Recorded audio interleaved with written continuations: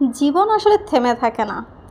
এই পেজটা যখন খুলেছিলাম তখন খুব অল্প দিনে আমার পরিচিতি হয়েছিল আমার বন্দিবাক্স পেজের।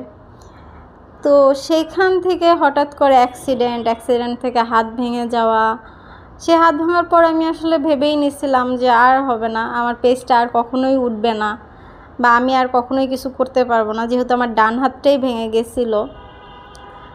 কিন্তু আল্লাহর অশেষ রহমতে আমি আবার উঠাইতে পারছি, আমার পেজটা আবার আগের জায়গায় আসতেছে, মানুষের পরিচিতি আবার পাচ্ছি আমি, অ্যান্ড মানুষ আবার আগের মতো ভালোবাসতেছে, আমার পেজটার পরিচিতি বাড়তেছে, মানুষ আবার আগের জায়গায় চলে যেতেছে। আমার আগের যে জায়গাটা ছিল সেই জায়গায় আল্লাহ দিলে হয়তো তার থেকেও ভালো জায়গায় আমি চলে যাব আমার এই পেজ দিয়ে, পরিচিতি দিয়ে।